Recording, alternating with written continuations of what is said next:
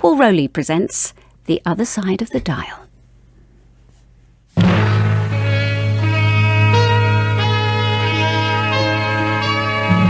You're listening to an engineering test transmission being made by the Independent Broadcasting Authority. This is London Broadcasting, the news and information voice of independent radio. Good morning. This, for the very first time, is Capital Radio.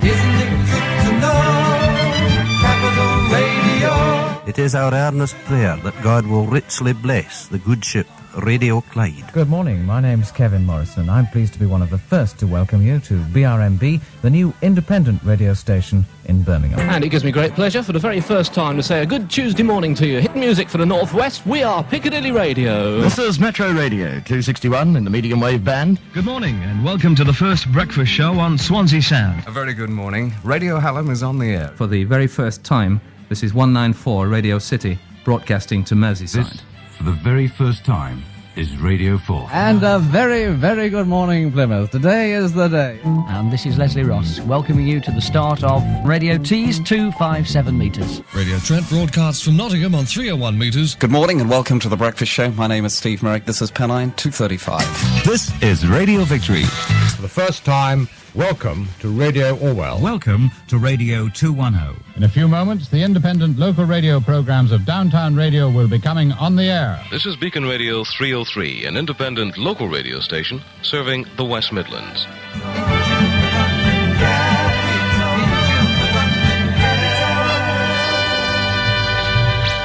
The Other Side of the Dial. 40 years of independent local radio presented by Paul Rowley.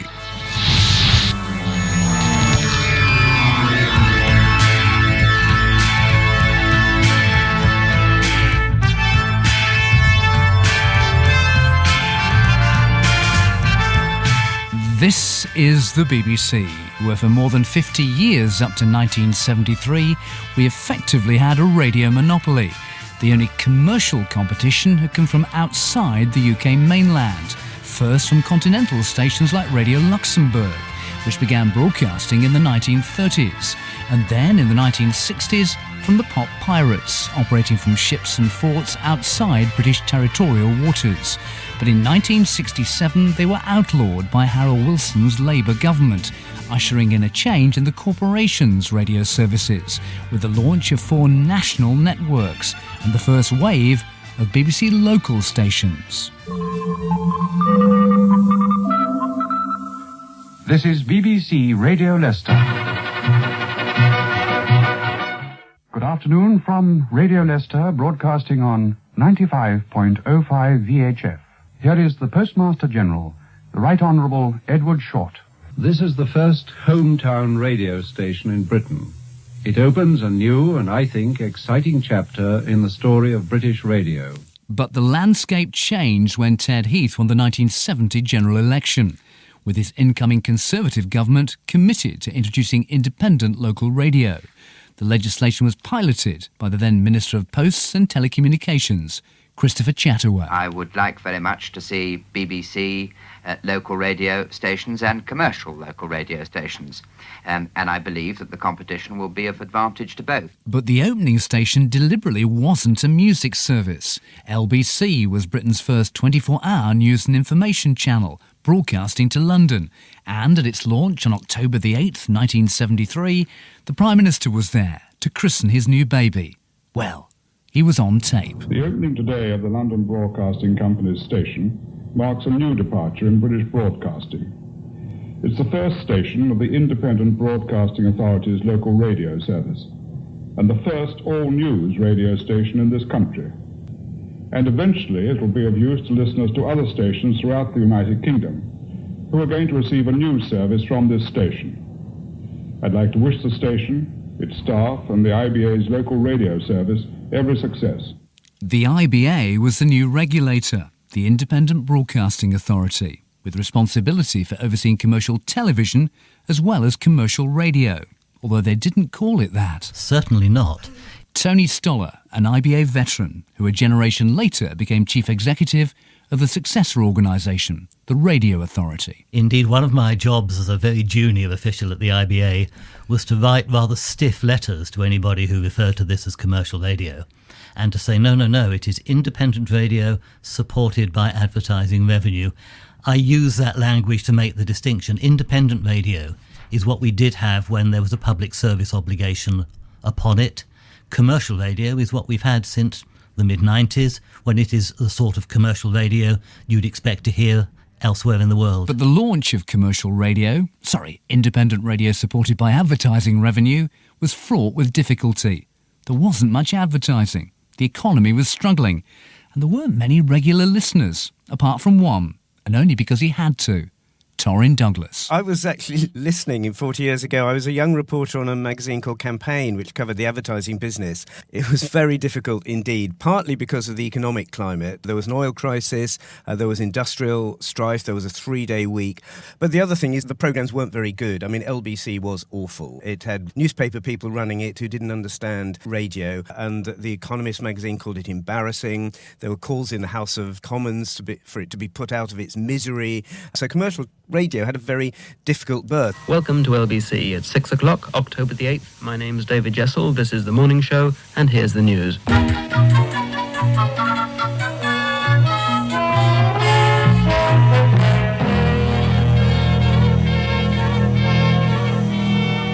This is Ken Guy with LBC News. The Middle East War. A meeting of the United Nations Security Council has been called in a bid to stop the fighting. But if nothing else, there was plenty of news to report, especially for a keen youngster on his first day in the profession. John Snow. It was a huge day for me because it was my first day as a journalist. I mean, I had literally never had any exposure to anything before. So day one LBC, day one my journalistic life. The time on London Broadcasting is 2:10. Welcome to At Home. My name is Belle Mooney. We've got a delicious recipe from my own personal private recipe book. It was very exciting, although rather dangerous, because we really didn't know how to operate much of it. There were cartridge machines, which were extremely temperamental, and you had to fire them yourself. So if you were introducing a news report from a reporter, you'd push this button and this thing was supposed to play. Sometimes the wrong thing played, or alternatively it didn't play at all. The time is 6 o'clock. Good evening, this is John Snow with the news. First, the election. Mr. Heath was campaigning in South and South East London today. Our reporter Colin Parks has a report. And what we want to see is a very large majority for the next Conservative administration. Well, that was Mr. Heath speaking in Ilford. I'm afraid we were unable to reach Colin Parks, our reporter, and we also apologise for the quality of the report there. A special meeting of the Mine Workers Executive made... There were very, very few broadcasters. Nobody from the BBC believed independent radio would work, and so nobody wanted to leave the BBC in order to see if they could make it work. So they were looking for more or less anybody, and I was only taken on, I think, because I had a posh English voice as opposed to Canadian, Australian. I mean, they came from all the four corners of the earth, these guys. Welcome back to 2 in the morning, and a cold, almost chilly, but lovely sunny morning it is here in London. I thought you were looking rather goose pimply this morning. Yeah, it was very good. The unmistakable Janet Street Porter, someone who didn't have a posh English voice, but she was local and worked just around the corner from LBC in Fleet Street. But like London buses, you wait half a century for a non-BBC radio station, and 2 turn up in a week, or a little over a week. 8 days later came London's first general and entertainment station, as it was described in the prospectus, Capital Radio. The date is October the 16th, 1973. The time, 5 a.m.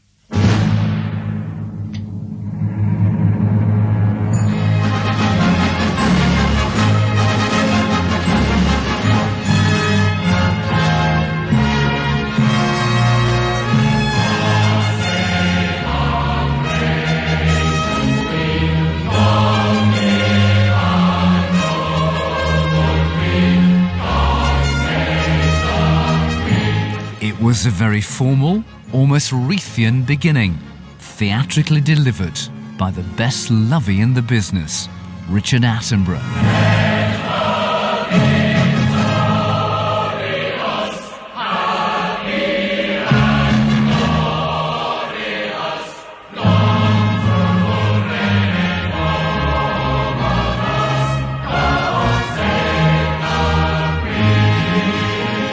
Listeners expecting a resumption of the swashbuckling style of the 60s pirates were largely disappointed, but it was a deliberate policy. I had a strong view of what a local commercial radio station should sound like, and there were other voices, obviously, who wanted to emulate as far as they could the success of some of the pirate stations. So this was a rebalancing job to try and show the public and broadcasters that here was a sensible way of continuing a new development which didn't just simply be based on pop and prattle. John Whitney, Capital's first managing director, and the founder, a decade before, of the local radio association, which had doggedly campaigned for an alternative to the BBC. But its first presenter was a corporation man, David Simons. May I just sincerely say, on behalf of those people who made this whole exercise possible, Richard Attenborough, Michael Buck, our managing director, Mr. John Whitney, these are the nicest people with whom I have ever been associated in my entire career. Not forgetting his fellow presenters, like former Radio 1 colleague Dave Cash.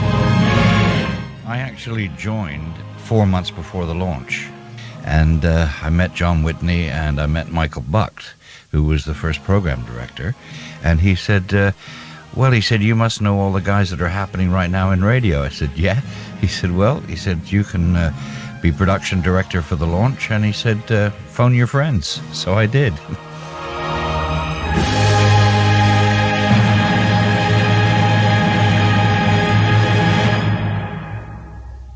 Good morning. This, for the very first time, is Capital Radio. We were talking about the opening and how it was going to go for several weeks, and Michael didn't quite know what to start with, and I said, put this into the mix. I said, when I was on Radio 1 and 2, that was the last record I played. I said, thank you very much for some great years, and this is Simon and Garfunkel. And I said, Bridge Over Troubled Water, and so he picked that in the end. When you're weary, feeling small, when tears are in your eyes, I will dry them all.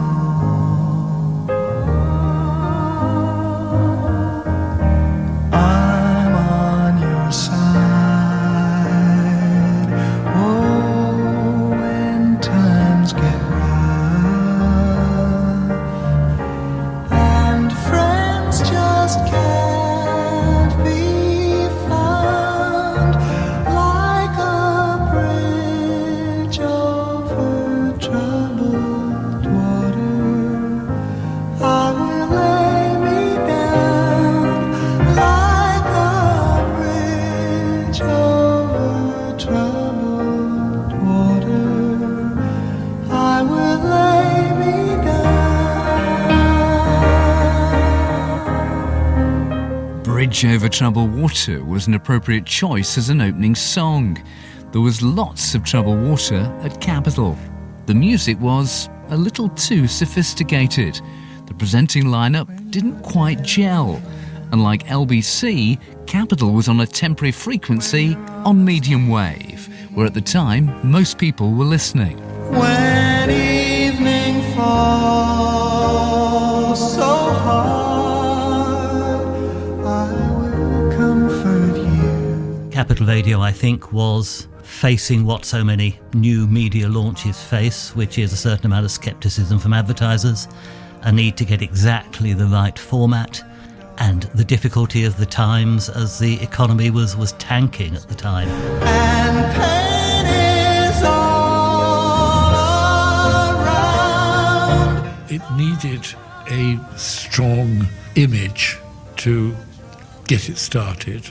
I was fortunate in having Richard Attenborough, now Lord Attenborough, to be the chairman. We thought for a time that we were not going to succeed, and I had some lovely pictures in my office that he'd kindly lent me, and one afternoon I came into the office and they'd gone, and I asked him where they were, and he said, well, they're up for grabs at the moment. I rather hoped that they would come back, and they did. It was collateral. They were given to the bank as collateral. Simon and Garfunkel, Bridge Over Troubled Waters. Good morning from myself, David Simons. The time is 5:09 on the first day of Capital Radio. Thank you for being there. Woke up, it was a Chelsea morning, and the first thing that I heard was the song outside my window, and the traffic wrote the words. It was a bit what you call AC, adult contemporary, to begin with. David Simons wasn't a great success on breakfast. Michael called me into his office one day and he said, he said, this is not working. But again, Dickie Attenborough, God bless him, he's one of the best chairmen I've ever worked for. And he just showed up with a few paintings and put them up in the office and said, that's it. We called him Sir Dickie Pooh. I mean, that was it. And now, ladies and gentlemen, our chairman, Sir Dickie Pooh, and he would come on, darlings, thank you so much. The name is Richard Attenborough. I think if we hadn't have survived that depression through Dickie Attenborough and his oil paintings, we wouldn't have got any government help. Won't you stay, we'll put on the day, there's a sun shower every second. But other than Dickie Attenborough's paintings, Capital did have a unique asset. Someone who'd been sacked from everywhere else.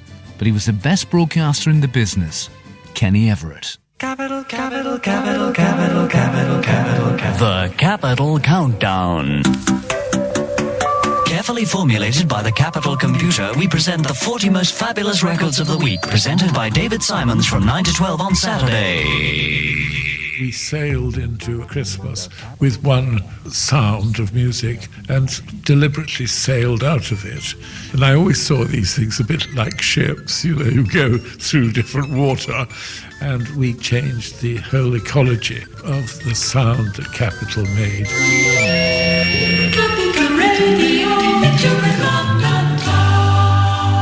Britain's third independent local radio station was outside London.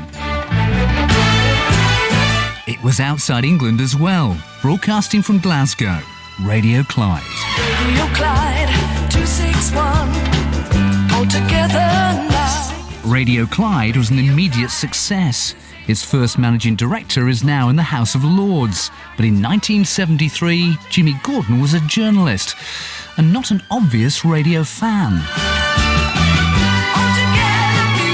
I presented the political programmes on Scottish television at that point. And to be honest, probably thought radio was an inferior medium to television.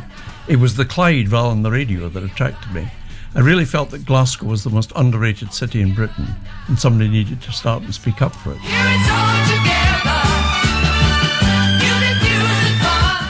Radio Clyde came on air at 10:30 on the night of December the 31st, 1973, Hogmanay, when, if you believe the stereotype, any self-respecting Glaswegian would be down the pub. But there was a logic to it. You see, at that point, New Year's Day was actually a fairly blank day for most people. Television was really not orientated towards people being on holiday on New Year's Day. So it was a very good day, in my view, to try things out. Radio Clyde, 261, Radio Clyde, 261. All together now, we've got it all together now. I thought the correct thing to do was to start it off with a prayer. Here we are today at a launching, not of a vessel that will cross the oceans to distant ports, but of a vehicle that will bridge the air, carrying into countless homes words and ideas, the products of men's minds, and what infinitely powerful things. I got the moderator of the Glasgow Presbytery to say a very good prayer. I don't think God could have been listening, because the next thing that happened was that the news microphone failed. It is our earnest prayer that God will richly bless the good ship Radio Clyde and all who travel with her.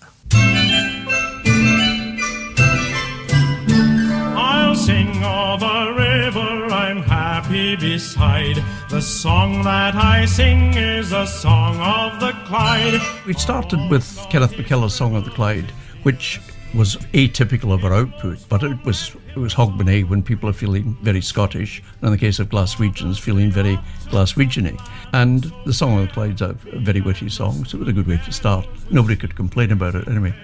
But from Glasgow to Greenock, in towns on each side, the hammer's ding-dong is the Song of the Clyde. I think the success was, frankly, speaking up for Glasgow, which people now say, oh, Glasgow's a good place to start. Well, tell that to all the tons at the Glasgow Empire who died the death. Glasgow, like Liverpool and a few other cities, is a city with a bit of a chip in its shoulder, and it doesn't like being patronised. Now, luckily, I think we came across as authentically pro-Glasgow, and the public took to us. The Song of the Clyde.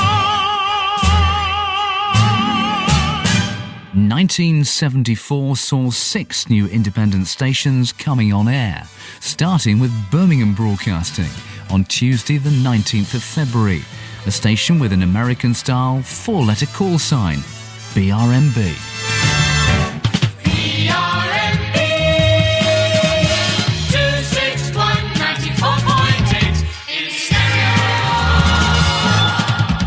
Good morning, my name's Kevin Morrison and I'm pleased to be one of the first to welcome you to BRMB, the new independent radio station in Birmingham. BRMB time, 7 minutes past 6. On that opening day, listeners heard a new voice who became a West Midlands legend. But he wasn't local, he wasn't even British. Ed Doolan was an Australian who'd worked in Forces Radio. Slow down, you move too fast. You got to make the morning last. Just kicking down the cobblestones, looking for fun and feeling groovy. I was broadcasting on the German World Service out of Cologne, and when the idea was mooted to have a commercial station here in Birmingham, they decided to invite me to come and audition. I didn't get the job, but then Richard Astbury decided he didn't want it, so they gave it to me. Under their licence obligations, stations were forced to broadcast what was called meaningful speech as part of their public service commitment. For Ed Doolan, it meant a split shift and a new role. 2 till 3 in the afternoon, and then Alan Leighton came on and did a consumer programme. Then I did a half-hour programme with Norma Scott called Tradio, and then went through till about 6ish when we had a news and sport with Tony Butler at the sport. Slow down, you move too fast. You got to make the morning last. Just kicking down the cobblestones, looking for fun and feeling groovy. I've always been keen on doing the consumer work. It's what I was used to hearing in Australia when the listening figures came out and we had over 50% share. Just hugely popular. And even now, all these years later, people will still phone whatever's replaced BRMB and ask to talk to me. But if you wanted really groovy radio, it came 6 weeks later in Manchester with the launch of Piccadilly Radio.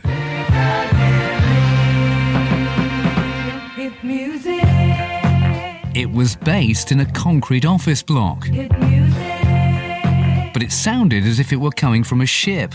Piccadilly's managing director was Philip Birch, formerly the boss of Radio London, arguably Britain's most successful pirate station. Its head of music was Roger Day, who'd been on Radio Caroline. Fittingly, the first record was a 60s anthem, though it didn't quite start the way that it was meant to.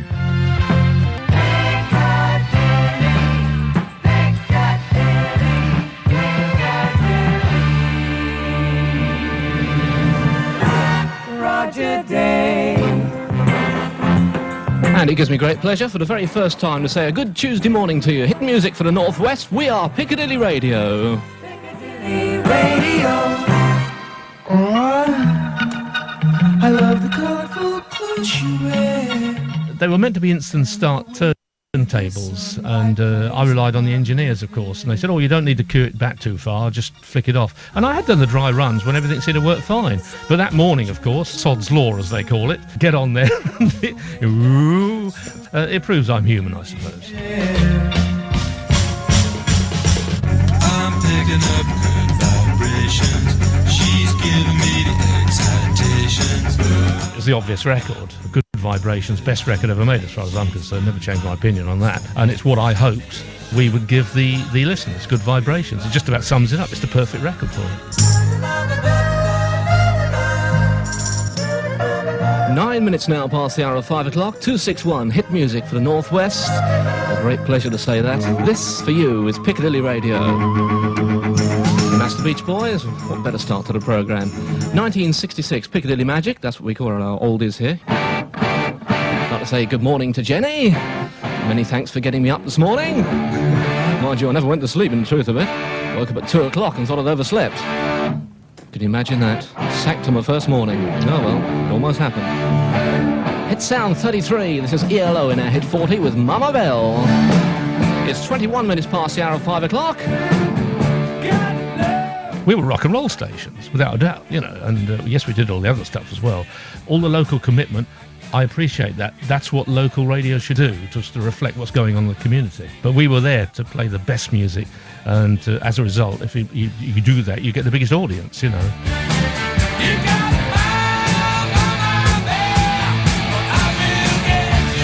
We used to take chances. You know, we heard a new record by somebody that was unknown. We played it. They had good ears, and we picked up a lot of stuff. You know, Andy Peebles and all those people said, why don't we play this record? You know, La Belle was the classic. Nobody else had touched that with a barge pole because it was too sexy.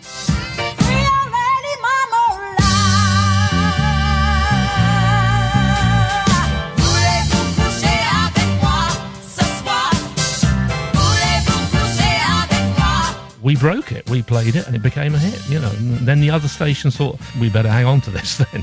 So we took lots of chances, and we played album tracks and everything, you know. We were groundbreaking, without a doubt. As a station, we got away with more than most because we weren't in London, and the head of the IBA was in London, as you know, so they had to very much stick to the rules. We bent them, shall we say, not putting too much of a finer point on it. Fun was, I was interviewed on a TV programme on BBC Two, I think it was. The interviewee said, what do you consider your job to be? I said, we are commercial radio, and my job is to keep people listening in between the commercials. They said, oh, Mr. Day, you're not allowed to call it commercial radio. And I said, well, what is it then? And they said, it's independent local radio funded by advertising. I said, yeah, commercial radio. They said, no, there's a difference. I said, not to me, there isn't. For a teenager growing up in the Northwest, as I was at the time, to hear pop music on VHF, or FM as it's now called, was revolutionary. Radio 1 was still on medium wave. BBC local radio could only play an hour's worth of recorded music a day. For the new independent stations, they were allowed 9 hours needle time, as it was called, in any 24-hour period. And it wasn't too difficult to get a request. A very good morning to Paul Rowley of Wigan. Hello, Wigan, how are you? Yes, Your Honour, I was that anorak. 6 months later, though, I was broadcasting myself, just down the road in Liverpool, in the opening week of Radio City. Welcome back to Sunday Stopper Special. Let's bring in Paul Rowley now, who's got details of the Birkenhead League. And the news from Birkenhead is that Queen's Park have taken the Premier Division title for the third successive season. I was a newspaper trainee and joined the station full-time 3 years later and stayed for a decade, under the watchful eye of City's founder, Terry Smith. It's 2 minutes to 6 on Monday, October the 21st, 1974. For the very first time, this is 194 Radio City, broadcasting to Merseyside.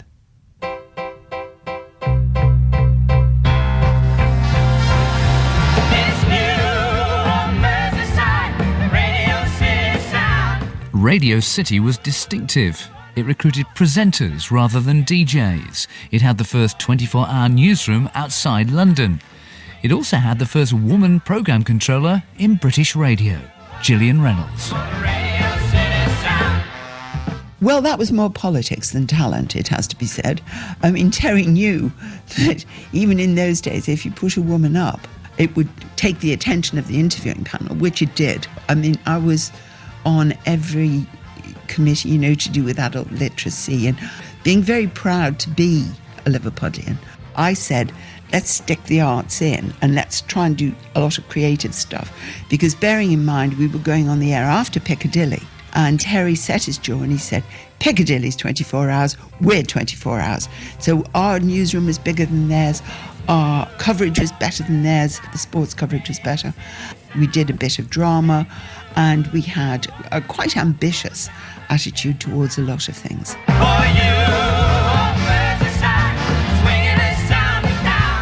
And for a radio station in Liverpool, what a better way to start than with a Beatles song. Only they didn't.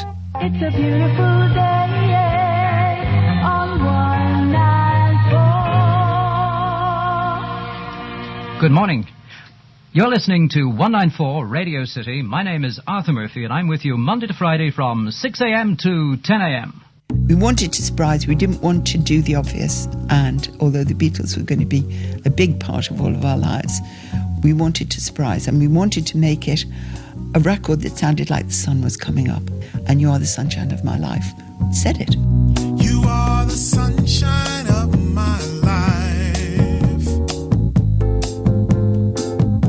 That's why I'll always be around.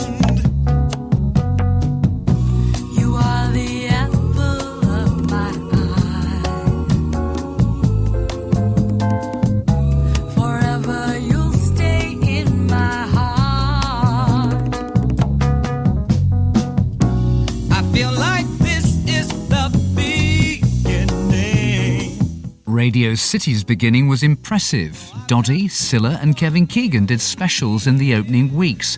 Bill Shankly guested on that first day and later had a weekend chat show. But there weren't that many Scouse accents. I find myself drowning in mountains. My signal contribution was I really did not want us to talk broad. This is before Brookside, of course, since when everyone's talk broad, but everyone had to be very polite. Cheeky was okay, but less than polite was not.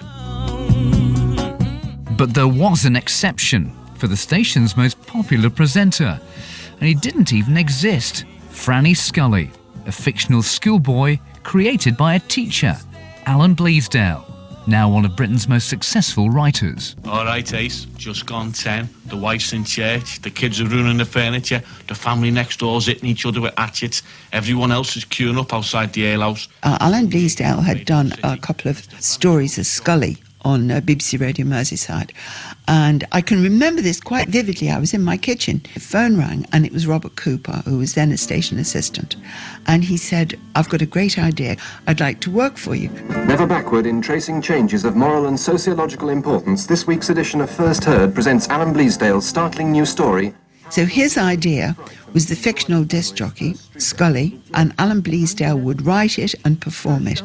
Absolutely brilliant. So we scheduled it in a very good spot, and it was £75 to write and present Scully. Robert produced it, and I sometimes played Scully's mother and was known for my background shouts of Francis! Hey Scully, why are they moving your show to 11 o'clock on a Sunday? Well, Mooey, it's like this, you see. I'm getting so famous and popular and well-liked and everything that the managing defective decided to put... And when we did our first Dipstick audience after, 6 weeks it was by far and away the most popular programme we had. The Franny Scully car sticker, free, at your local Radio City reception, Stanley Street now. Actually, I think I'd better go and get mine.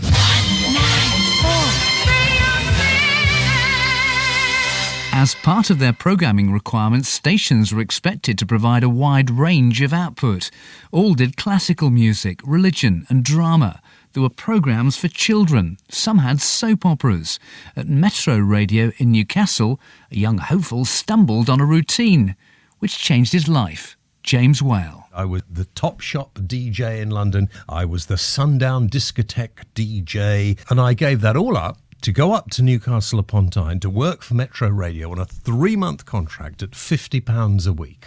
And I went there for 3 months and stayed for nearly 10 years. Here we go.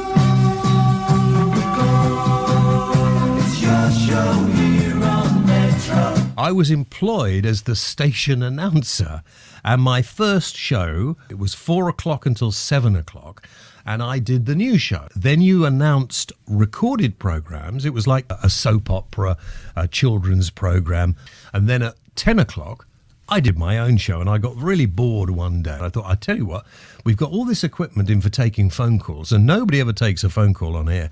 So I just thought, I'll take a phone call on air, see how it goes, and took a few, and then some bloke rang in and said something fairly controversial, to which I said, well, I think that's the stupidest thing I've ever heard, and put the phone down on the guy and apologised to everybody. And the following day, it was on the front page of the newspaper. Tune in to Night Owls, Monday, Wednesday and Friday. Ring in to Night Owls between 12 and 2. Whatever you want to discuss, talk to James Whale on Night Owls. That was the format. So people would ring in, we'd talk about issues in the news, and they wouldn't let me do it every day. So they said, it'll never go down. Phone calls will never, ever work. You can do 2 nights a week. And of course, the ratings were so good that I actually ended up with bigger ratings than the breakfast show in the morning. And so in the end, they said, well, you better do it. And I devised a name called Night Owls. And I think they still, actually to this day, they still have a program that goes out called Night Owls. You're listening in to Night Owls and good music on the Northeast Sound. Making friends with the radio. Metro 97 Stereo with the James Whale Show. I think what happened was that every radio station realised there's an audience out there. And we've got to get somebody on to do nighttime. And I think that's when they realised there were figures there to be got.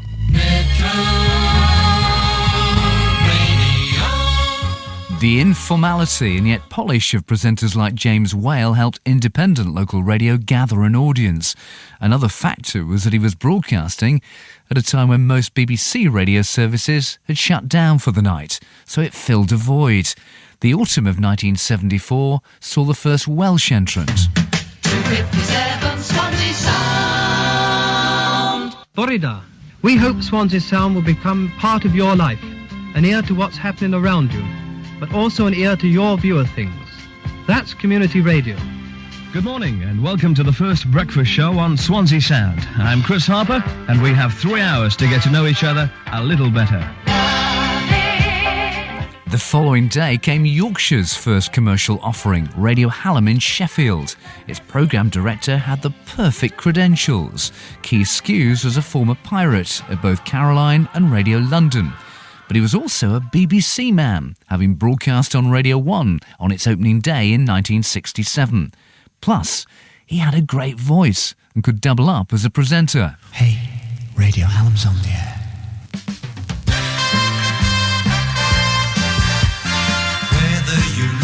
Sheffield or on the Yorkshire moors. Well, my ambition had always been to run a commercial radio station, and the offer came to me in March 1974 when I was approached to become programme director of Radio Hallam. My recruitment policy was I wanted above all broadcasters with personalities, and one of my early tasks was to capture, kidnap or simply recruit a handful of well-known radio presenters from national radio and to complement them with a number of female and male voices from the South Yorkshire area. Good morning, this is the breakfast show. So Cardboard Shoes, as he was known, had everything in place. What conceivably could go wrong? From now on, we aim to do our best to please, and we're certain that you're going to find it's nice to have a radio station as a friend. We had a logo which said, "It's nice to have a radio station as a friend." And James Taylor had a record, "You've Got a Friend." When you're down and troubled and you need a helping hand and nothing is going right. On the actual day, Johnny Moran played the record that launched Radio Hallam, but after 90 seconds, the record stuck. I nearly had a heart attack. Johnny quickly went on to Turntable 2, where the record I've Got the Music in Me was lined up, sung by Yorkshire girl Kiki D.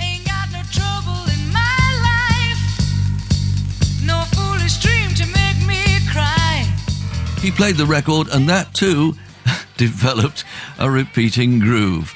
And I suddenly felt my radio career as a program director was coming to a sudden end.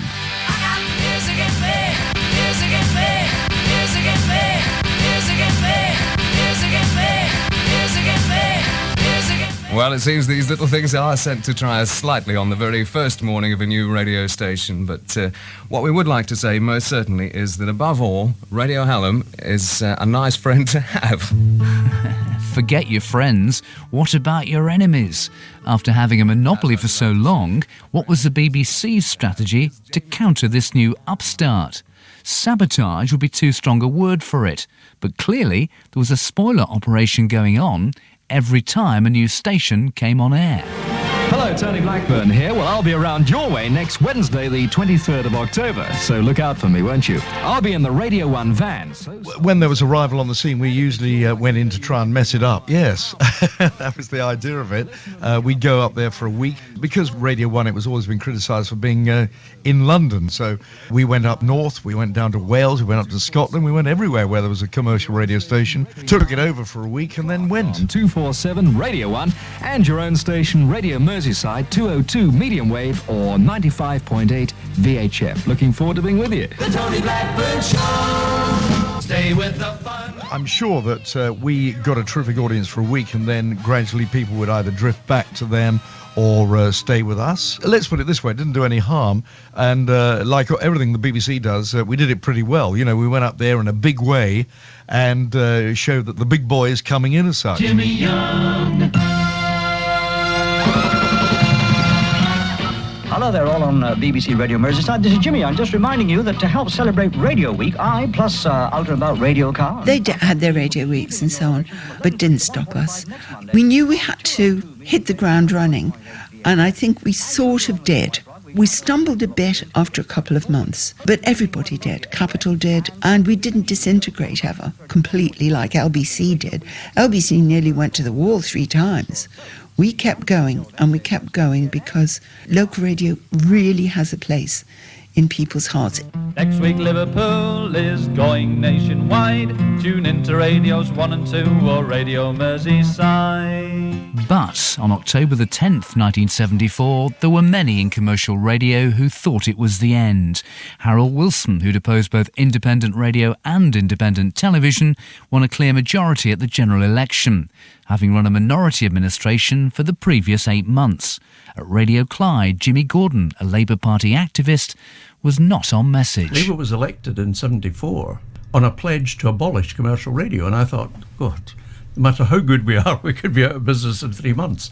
Now, luckily, wiser counsels prevailed, and Roy Jenkins set up the Annan Commission to look at the future of broadcasting. Over at the IBA, Tony Stoller was given the clear hint that the government was prepared to moderate its stance. Typical Harold Wilson had been very clever. He'd gone along with his party to say, well, we really don't approve of this sort of thing, but he'd been very careful not to make a firm commitment. He sent a message of support to LBC on their opening day. It is well known that the Labour Party have opposed the introduction of commercial broadcasting, but that in no way prevents me from offering my best wishes to the Independent Broadcasting News Service. Of course, there was a risk. What was interesting was really quite early on, it became clear that the people who wanted to listen to this new radio service were pretty much the sort of people who were prepared to vote Labour as well. It was a good popular audience, and there's nothing changes the attitude of politicians more quickly than realising that the thing they might want to do away with is actually popular with the electorate. The compromise was that the first wave of commercial stations would be allowed to continue, while an inquiry was held into the future of broadcasting. But any expansion would be halted. With 9 stations now on air, a further 10, which were already in the pipeline, would be allowed to open up over the next 18 months, starting in Edinburgh with Radio 4. Radio 4, the one I know. Hello there, this is Steve Hamilton on Radio 4, bringing you the Daybreak Show right through till 9:30 every morning of the week, and that's where the music is specially selected by you, for you. Like this one from our very own chart-topping group here in Scotland, Pilot. Radio 4 was launched on the 22nd of January 1975. Pilot were from Edinburgh, so maybe this was the obvious starter.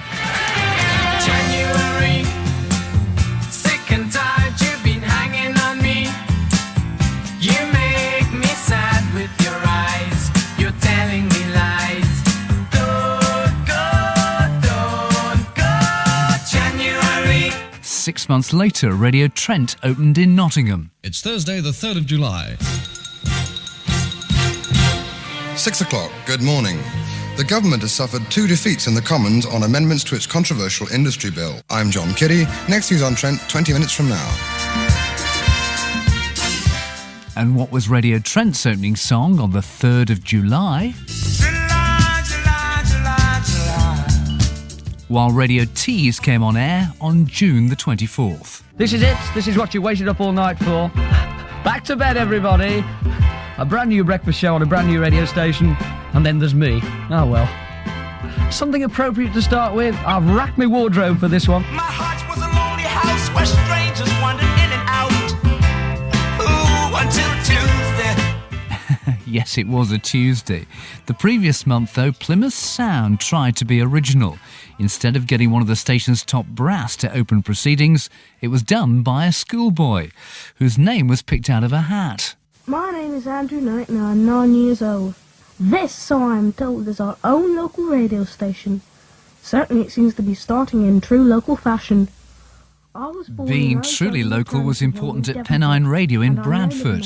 It served West Yorkshire, but wasn't in neighbouring Leeds, where most of the regional media was based. Its first presenter was Steve Merrick.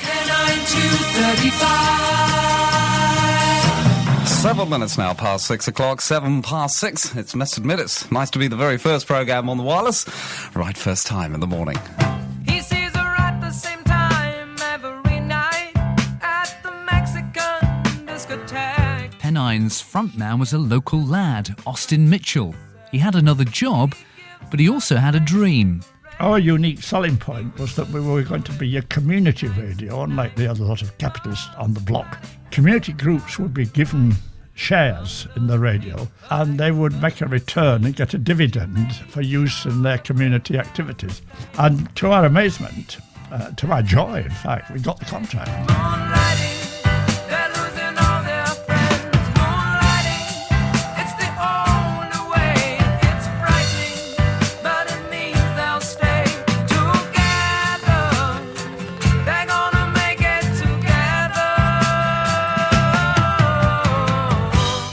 These days, Austin Mitchell is a Labour MP, but back then he was a reporter on Yorkshire television with a habit of getting into scrapes. I'd been designated programme controller. At the same time, I was, of course, doing my job on Yorkshire television. The IVA didn't particularly want me doing both. So, luckily, I escaped the whole dilemma because earlier that year, I had a parachuting accident. I was doing a film about parachute training. I did my back in, crushed vertebra, and was rushed off to hospital. And so therefore, I stood down as full-time programme controller. And first, she whispers slowly, it'll be all right. Nonetheless, he did present a weekly show on Yorkshire dialect and was keen to give a voice to the various ethnic groups in the city. But audiences for these minority programmes were low, and the station lost money. The music side of it worked well, and the news side of it worked well. But the key problem was how to integrate broadcasting to the Bangladeshi and Pakistani communities, which we'd promised to develop. Because my idea was that we should introduce a programme for them, but it came on the air at 7 o'clock, and I mean, that was an invitation to the Yorkshire audience, which had been held by the pop music, to go to bed. The audience dropped cataclysmically.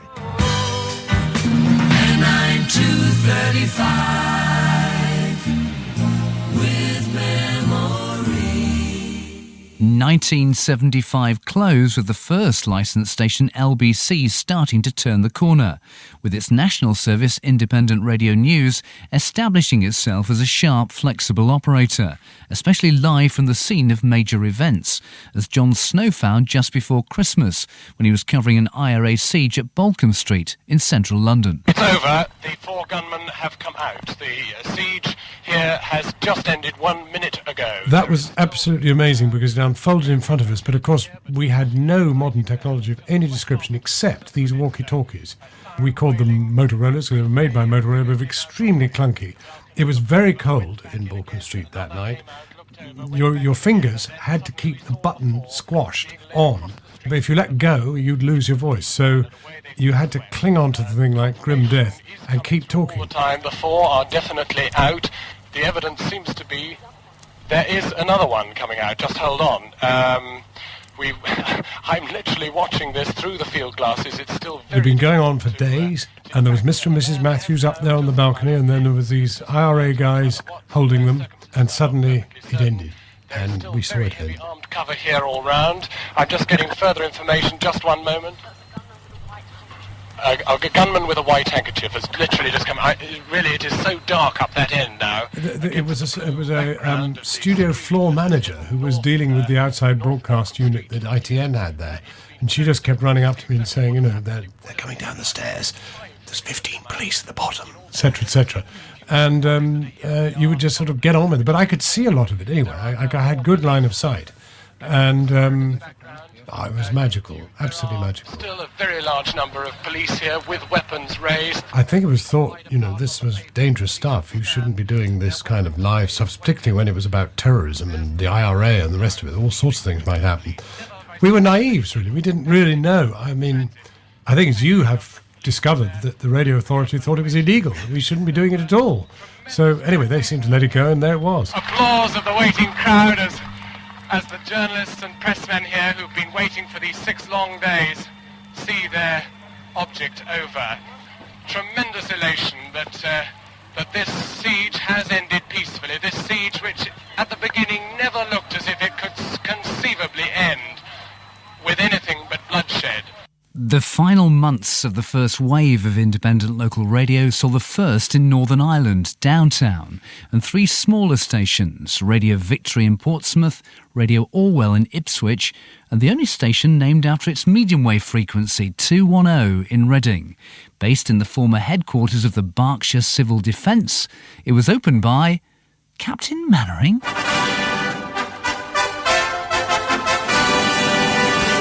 Now pay attention. This is Captain Mannering.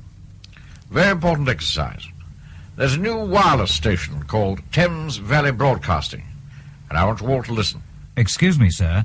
Can I play my records now? Well, of course you can. Stupid boy.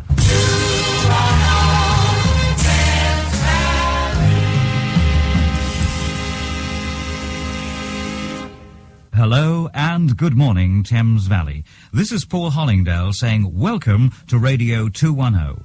And on behalf of all of us here at our studios in Calcott, Reading, it's my pleasure to greet you on this, our first day of transmission, as local independent radio reaches everyone in the Reading and Thames Valley area.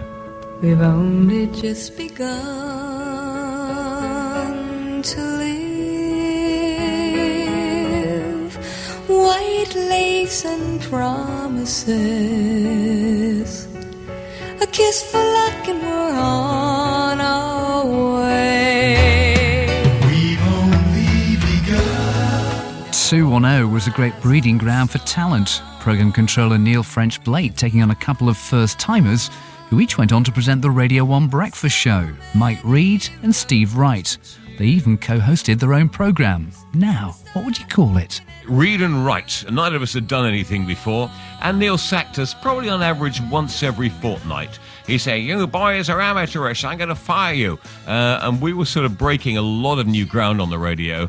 We had to play the commercials as well. You had to play them right on time, these old cartridge machines. We used to, in our amateur way, talk over them, and one was the Yellow Pages, let your fingers do the walking. It's all in your Yellow Pages and your phone.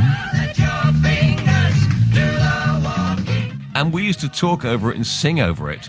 And one day Neil Frenchblade came blazing into the studio and he said, "I don't believe what you're talking over the commercials. This is so amateurish." And of course he was right. But the following day, he had a call from Mr. Yellow Pages, who came down, and we thought we were for it. We thought we were going to be sacked. And he said, "I love what you're doing with our commercials." Our adventurous sort of way was embraced by a lot of people. The final ILR station of the 70s opened on the 12th of April 1976, Beacon Radio. Beacon 303, Sunshine Sound.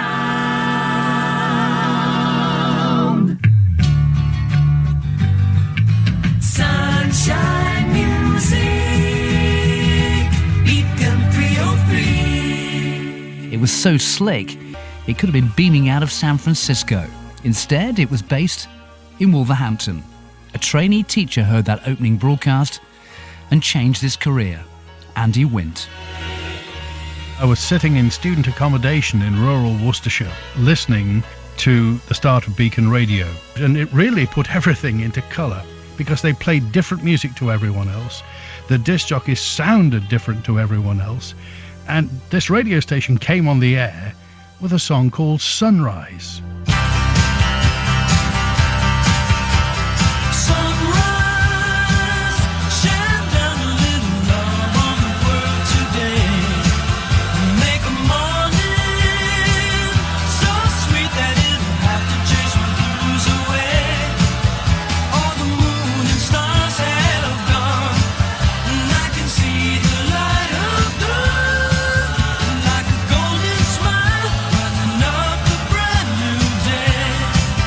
And it set the tone, and that was almost symptomatic of what Beacon did.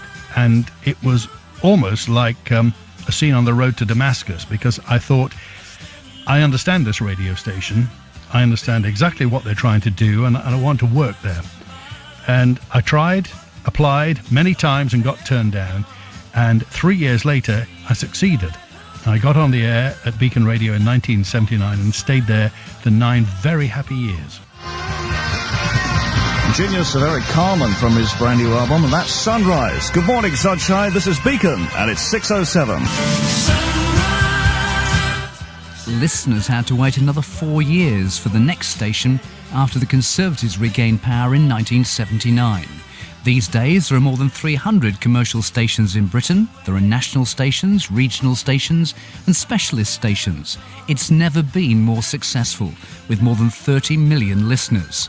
Old hands, though, say it's no longer got the heart it had. It's lost its magic. Although at my reckoning, there are 38 hearts at present and 9 magics. That's a radio industry joke. I've been privileged to see both sides, spending 20 years in independent radio and 20 years at the BBC. So what is the legacy? Everything was independent local radio. Now today, in my humble opinion, it appears that many of the early rules and regulations have gone walkabouts. Stations want less regulation, less public service obligations, thus losing its local sound. The legacy of independent local radio can be found in what it did to help the BBC to change, in live news reporting, a more casual and open style, and so many people who we now think of as BBC household names came up through independent radio in one form or another. It was groundbreaking because everything was kind of new and we just tried it. We didn't research it because there weren't focus groups and all that sort of nonsense in those days. We just thought, well, we'll try it. If it doesn't work, we won't do it again. I think we could do with a bit of that nowadays, actually. I feel quite sorry for the current jocks and presenters, because I don't think they'll ever know how much fun you could have at a radio station, the enjoyment and the excitement, the pleasure of entertaining an audience that had never heard it before. I know that in 9 years at Beacon Radio, I felt many, many emotions, but I never felt bored. There's no question that radio is the ultimate medium. Television has kind of clung on, okay, and it's doing okay, but the pictures are so much better on radio. Your imagination runs wild, and that's why we love it.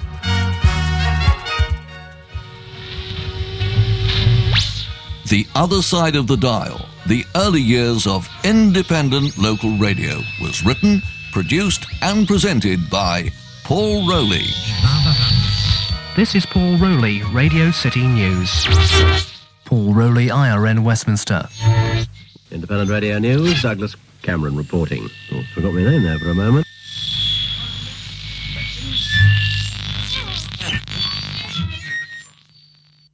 That programme was first broadcast on BBC Radio Lancashire in 2013.